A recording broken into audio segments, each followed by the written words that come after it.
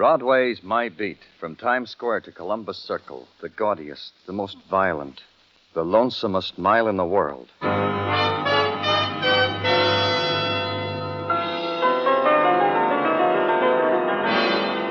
Broadway's My Beat, with Larry Thor as Detective Danny Clover.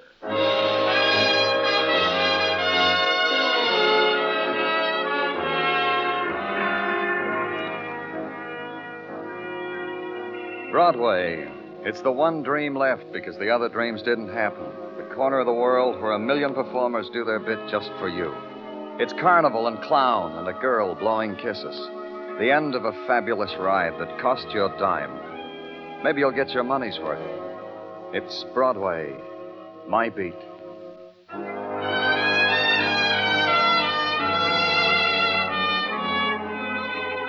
The month was April, in the year of the zither. The phone call came at noon. Max Wendell said he had to see me, and quick, Danny, he said, at his place of business on 39th Street, which is where he sold patent medicines and neckties and candy bars, he reminded me, which is where I went. Danny, brother, am I glad to see you. You sounded worried when I talked to you on the phone, Max. Worried? Oh, brother. What's the trouble? Brother. Don't do that again, Max. Say regular words and tell me the trouble. Sure, I was gonna. Wait a minute. I'll turn down the radio a little. You know, you gotta be tuned to this type of music to be in style. Now to the trouble. Look at me, Danny. What do you see? Max Wendell in an orange necktie? You trying to sell me a necktie, Max? Later, maybe. Right now, listen. When you look at Max Wendell, you see a completely rehabilitated, practically a new man type of man. You see that, huh? Well, the cure did you good, Max. You look fine. Look, I don't need compliments. I got trouble. This morning, a no good from way back came into here. You know what he wanted me to do, brother? Max? All right. He said he's got pounds of the stuff. Narcotics? Yeah. And on account of once in the dead past I was known as an addict of the stuff, he comes to me and wants me to distribute for him. Who was he? I don't remember his name. Just a second, Danny. There's something I can do. Danny, it's the no good from way back. Max shriveled against the blow of the bullet. Then his hands reached out, clutched the air, clutched at another moment of life. It wasn't there. The killer made sure. Then the killer wanted me. I threw myself to the floor and knocked over the perfume display. The lust was on him, and he moved slowly to where I was, grinning at me, grinning at the gun in my hand. Then I shot. The grin was still there. And again, the grin froze. Then there was the sound of sirens, and the official handlers of death were at the door.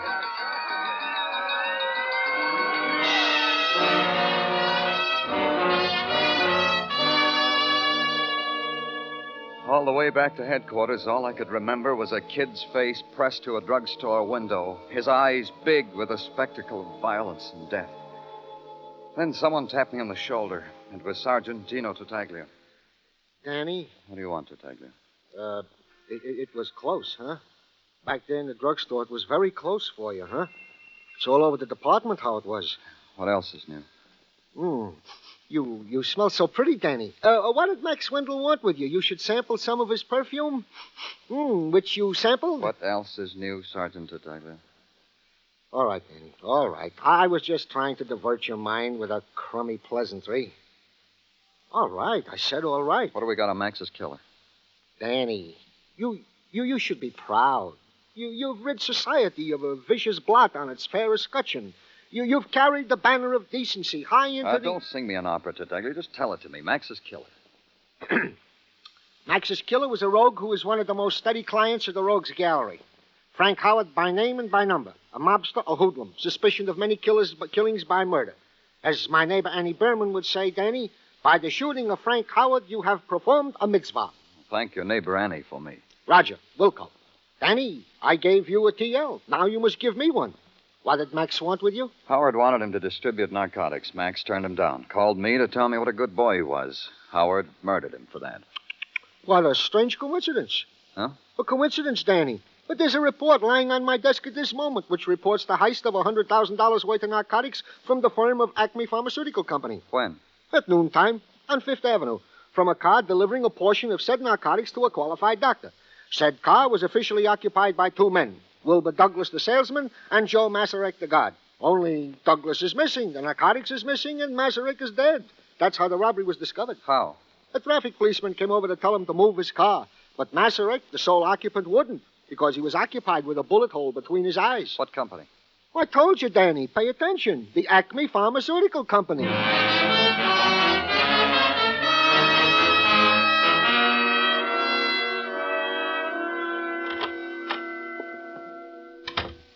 Sorry to have kept you waiting, Mr. You didn't keep me waiting. Well, you're quite resourceful. Yes, Miss Westfall? It's time for your throat spray, Mr. Vaughn. Oh, thank you, Miss Westfall. Pardon me, Mr. Now, Mr. Why the devil don't you tell me your name? Miss Westfall, come in here and throw this man out. I can't. He's a policeman. Stay at your post, Miss Westfall. I may need you. Hey, you're a policeman, sir. What can I do for you? My name's Danny Clover. What happened this morning? How come $100,000 worth of narcotics was stolen from the Acme Pharmaceutical Company? Let me tell you something. All that merchandise running around loose will play hob with It's going to do just that, Mr. Vaughn, unless you decide to get off the dime. Fire your questions at me, Mr. Clover. What's the routine here? I mean, when one of your men is assigned to make a delivery, what happens? How does it work? With efficiency and dispatch, like so. Our man is given a parcel for delivery to various supply houses and medical people. At the same time, he is given a route card. Then he doesn't know the route until immediately before he leaves here. Precisely. He goes downstairs to the garage. The dispatcher gets his car. The attendant hands him his keys. He drives out of the garage, picks up a guard at the corner, and proceeds. I see. Well, what's your opinion as to what happened earlier today about the robbery? One needs no great perception to know that. Wilbur Douglas shot and killed the guard Joe Masaryk and absconded with the narcotics. Yeah, disgraceful. And Douglas with a wife and 4 little... Yes, Miss Westfall? Effervescent salts, Mr. Vaughn. Thank you, Miss Westfall. One moment, sir.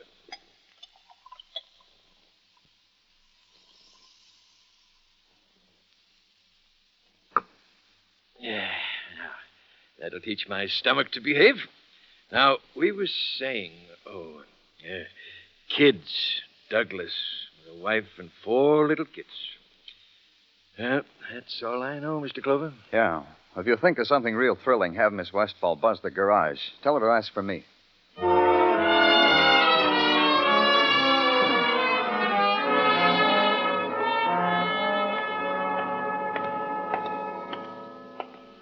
Tobin, your car is ready. It's waiting for you at the loading platform. Mr. Tobin, your car is ready. It's waiting for you at the loading platform. What are you doing in here? What do you want? Danny Clover, police. You're the dispatcher? Don't they ever run out of you guys? You're the 10th cop today. I'm so popular all of a sudden. Not that I mind. I like it. I really like it. Then you know why I'm here, Miss... Peg Toohey. Sure, I know why you're here, Mr. Clover. The robbery. It takes a $100,000 robbery to make me popular with the fellas. Tell me about it, Miss Toohey. Peg. We have to be formal just because a crime is committed. Call me Peg. Run it down for me, Peg, from the beginning. I already opened my heart to 9 other policemen, Mr. Clover. You'll make the 10th. You dispatched Wilbur Douglas's car? Permit me. I know it by heart already. At 11:15, the orders came down from upstairs to get Mr. Douglas's car ready. Uh-huh. I gave the orders it should be ready. At 11:30, Mr. Douglas made his appearance in our garage. At 11:32, I spoke over the loudspeaker like this. Mr. Douglas, your car is ready. Excuse me. I'm so excited, I don't know what I'm doing. You talked to Douglas? Only over the loudspeaker here. You know, you're the first one to ask me that question. Did you see anyone else talk to him? A stranger, a visitor? No. Did he go out of the garage at all, even for a minute? No. You've got an entirely new list of questions. I like it. No, Mr. Douglas stayed here all the time, perusing his briefcase. But then Zach gave... Zach? The attendant here, Zach Bailey. Zach gave Mr. Douglas the keys to the car, and Mr. Douglas drove off to pick up the guard who was waiting for him in the front. Where's Zach? He's out there amongst the cars someplace. You can't miss him. He's the only human being down here, besides me. Thanks, Peg. Thanks a lot. Oh, likewise, I'm sure.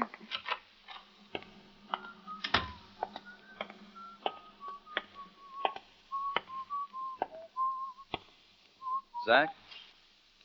Yeah. Another cop, huh? Another one, Zach. Bud Douglas, How long does this go on? I already told everybody everything I know. The general manager, the assistant manager, the detectives, the cop on the beat, the cook across the street, the barking dogs. How long does this go on? As long as we want, Zach. Did Douglas talk to anyone while he was here? When I handed him his keys, he said, "Thanks, Zach." Besides you? Nobody. Who else is there to talk to? He pasted the route card on his windshield, tooted the horn, and drove off on a mission. Zach, get Mr. Lister's car ready. Excuse me, Mr. Detective. I also got to work for a living. From here on, it looked open and shut. Find Wilbur Douglas, the salesman with a wife and 4 children, who suddenly discovered there was more joy in $100,000 worth of narcotics. It's happened before. Men have killed men for that. So it looked open and shut. Wilbur Douglas had killed Joe Masrick for that. But the teaser was not so simple. In another part of the city, another murder had happened. A little hoodlum had killed Max Wendell. The link? Narcotics. At headquarters, Sergeant Tartaglia shook his head and looked at me as if he were bewildered. I'm bewildered, Danny. Yeah, me too. Even with outside help, I'm bewildered. You got some talent on the outside, Tartaglia? Yeah, where I eat across the street at the lunchroom. And today being Friday, Pinky McWatney is in town to have lunch with me. And Pinky is talented. I discuss such things as this with Pinky. Oh, who is Pinky? A truck-driving fellow who drives trucks. An upstanding prince of a youth who hauls produce and the goodies we eat from yon into the here, along highways and byways, who... Yeah, hey, the phone rang, Danny. Thanks. Danny Clover speaking. Oh, this is Peg Toohey, Mr. Clover. You know, the dispatcher. What is it, Peg? I forgot to tell you yesterday. I forgot to tell you that... Well, what? What did you forget to tell me? What? Sure, honey. You call for me tonight. Peg. No, you let me talk. Sure, honey, it's okay for tonight. Of course, I'm home now. Pick me up right away. Honey, right away. Goodbye, honey. Peg, what happened? Peg. Please. It took me 20 minutes to wheedle Peg's home address out of personnel at the Acme Pharmaceutical Company. They finally favored me with it. It was a brownstone on West 18th Street, 4 flights up, room 6. Peg, it's Danny Clover. Peg. Yeah. Peg. What happened? Let me lift you up. Oh, no. Nothing will help me now. Nothing. I don't want to die. I don't want to die. Who did this to you? Who shot you, Peg? I don't want to die. I don't want...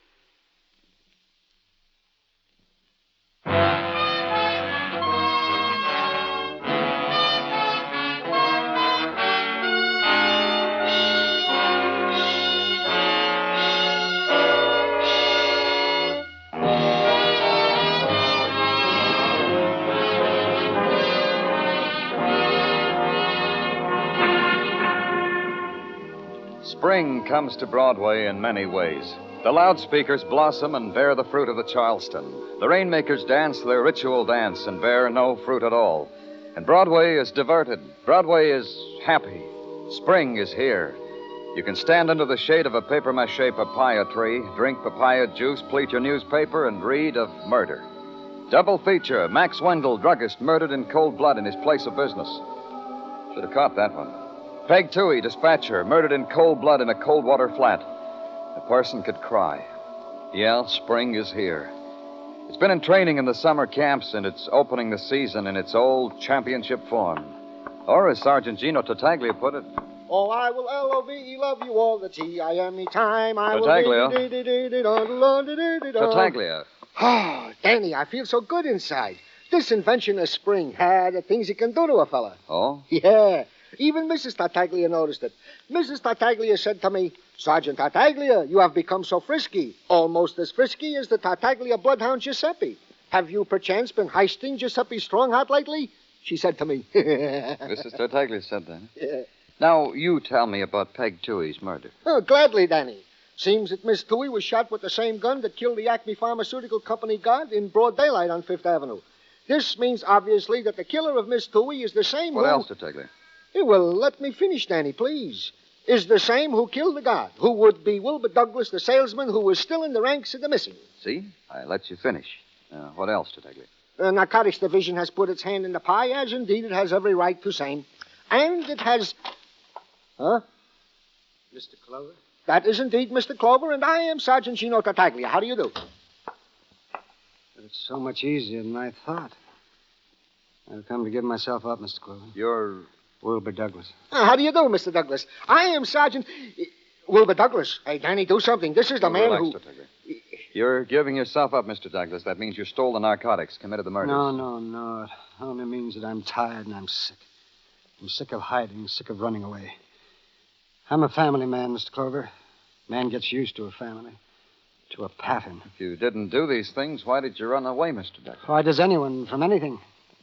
I was scared. I came out of a building and found the guard dead. He was sitting in the car, dead. It scared me, so I ran away. It was stupid, Mr. Douglas. Oh, was it? Was it? They all believed I did it. The management, you, my family. Oh, yes, newspapers are wonderful, Mr. Clover. I read them all the time. People open their mouths, it's printed, and the man's life is measured and thrown away. Peg Toohey. How well did you know her? Only enough to say, I'm sorry she's dead. Suppose we believe you, Mr. Douglas. Will you cooperate with us? I mean, cooperate. Will you let me talk to my family? Yes. Thank you, Mr. Clover. It means... Let's go on the premise you're innocent. Then someone knew you handled narcotics for your firm. Someone knew you were to make a delivery. Someone knew your route. Who could that be? No one. Only the general manager and myself. Someone else knew. Someone who made contact with you without your knowing it. A stranger. Someone who asked for a light or a handout. Someone you talked to about yourself, about your job. Well, think, Mr. Douglas. Think. No. There was no one. No one. Well, there was only... There was someone. Who, Mr. Douglas? Tell me who. A girl. I was having a drink in a bar. She came up to me and talked to me. She liked the way I looked, she said. I've never done that before. Do you know her name? Yes, Evelyn Wade. At least that's what she told me. We were talking and the bar closed, so she asked me to come up to the hotel for a nightcap. And I went. Where is it? It's the Grant Hotel on West 67. Can I call my family now, Mr. Clover? Yeah. Put it through for him, Detective. Then lock him up.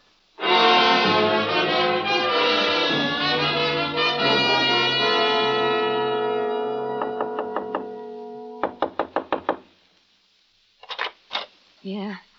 What is it? What is it, please? What do you want? Miss Wade? I'm very busy now. I'm busy. Another time.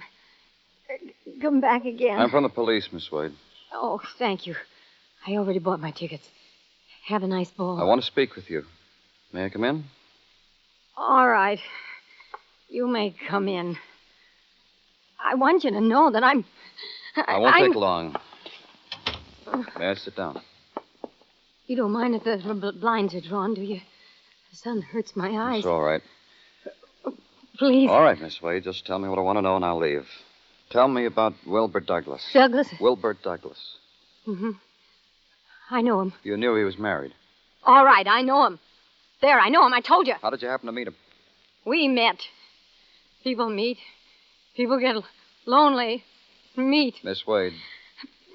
It's not a good day for me. Times I gotta be alone. You met Wilbur Douglas in a bar. Later, you came up here, the two of you. How much did he tell you about himself? Nothing. I lied to him. He lied to me. We knew that. Smiles. Drinks. When he put his arm around me, he was polite. You knew where he worked. You knew what his job was, didn't you? He told me, but... Oh, pardon me. Clumsy. Knocking over a phone. Here, I'll get it. Here. Thank you. Hello? Oh, yeah. You got the wrong number. Of course, I'm sure. Wrong number. Fella had the wrong number. What fella? He had the wrong number. I wouldn't know what fella. Miss Wade. Miss Wade. I wouldn't know what fellow. Who are your friends, Miss Wade? I don't get out much. Oh, please. Please. Don't go out much, Miss Wade. I want to find you here when I come back. I went downstairs to the lobby. It bothered me about the phone call. There was a man reading a comic book at the switchboard. I asked him about it because it bothered me. I'd have to do more than that, he said. So I let him peek at my badge. That was all I had to do, he said. No, it couldn't have been a wrong number. A guy asked for Evelyn Wade, so he put him through. How could this become a wrong number? Who was it, I asked. He didn't know. Then I questioned him about Evelyn.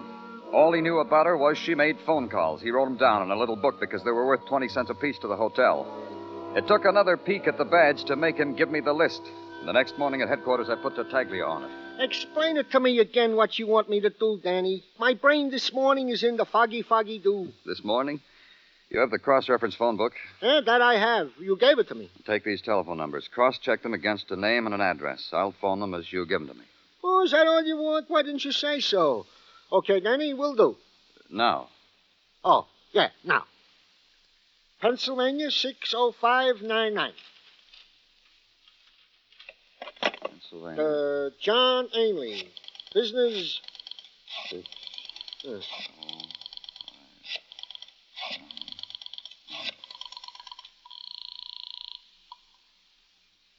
Supermarket, Ainley here. Police Department, Mr. Ainley. Routine check. You know a Miss Evelyn Wade? Yes, once a week she buys a pound of pork chops. Makes us deliver. Stick around the supermarket today, Mr. Ainley. I may want to talk to you.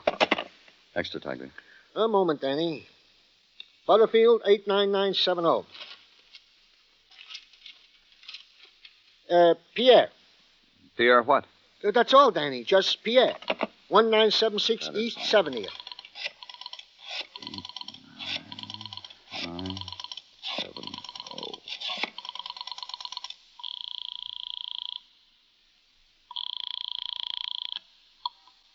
Pierre? Pierre, at your service? Police Department, Pierre. Routine check. Evelyn Wade. Do you know her? Evelyn? Of course. I would know Evelyn anywhere. The texture of her hair is dream, and she would have... Stick around, Pierre. We may want to discuss it. Gramercy 38099. Myrtle Lance.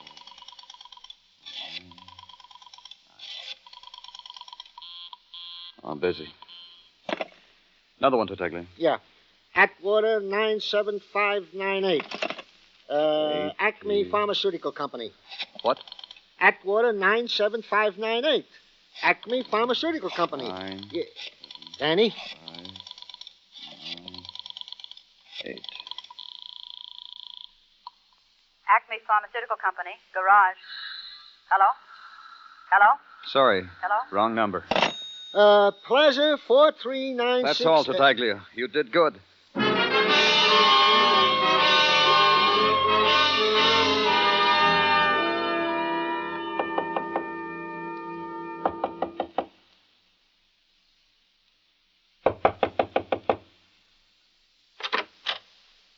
I took so long. I know. But please come in. I was in the kitchen. Look at me with a towel in my hand.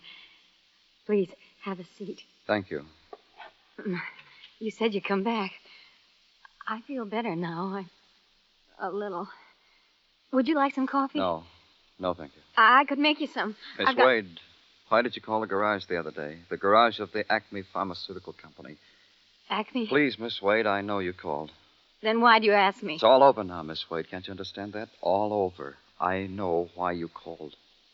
Then why do you ask me? You wanted to get Wilbur Douglas away from his car just the right moment. You were working with someone, and you had it timed when to call. After Wilbur Douglas had put his route card in the car.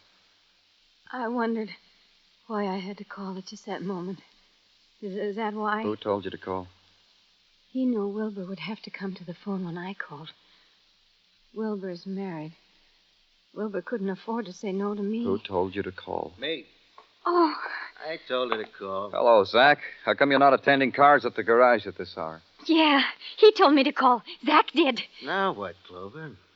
Now I have to kill you, too. Another bullet from this gun, another dead man. Well, on your side, I'd congratulate you, Zach. You timed it neat. Got Wilbur's route card, knew where he'd be at what time, waited till he made his delivery, killed the guard, lifted the narcotics. Congratulate me some more, Clover. You killed somebody, Zach? Out of the way, please. Oh. Go ahead, Clover. Go ahead. The narcotics, Zach. You needed a distributor. You sent a hood over to see Max Wendell because Max once was a distributor, only Max balked. Called police. Then you know why Max had to die. Why I sent the hood back to kill him. Only you were there. You're a louse, Clover, messing things up. Peg, a lonely little girl who suddenly remembered that Wilbur got in that phone call. She tried to tell me about it, and you killed her, too. Yes. And you, too, Clover. You understand how it is, don't you? Congratulate me once more. Then you can close your eyes. Where's the narcotics? Zach has it. Don't you, Zach? Sure I do, baby. Oh, but you killed... Oh, I don't know. Now this man here... You think about it. A girl thinks about... Oh, Zach. Kiss me. Be nice to me, Zach. Take your hands off Wait, of me. watch out. Zach.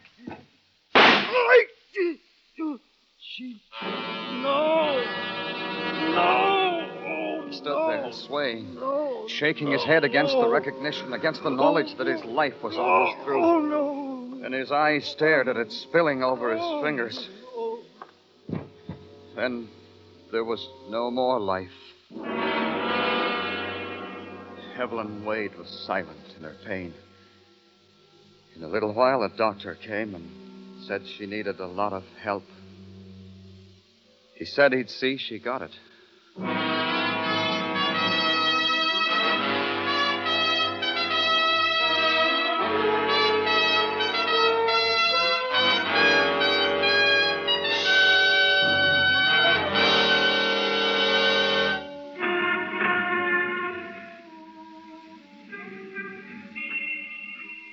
Broadway's deserted now.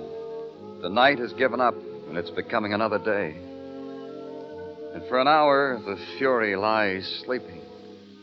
Then an engine will start, and a horn will blow, and people will run out from under the earth to awake the Fury. And it starts all over again. It's Broadway, the gaudiest, the most violent, the lonesomest mile in the world. Broadway. My beat.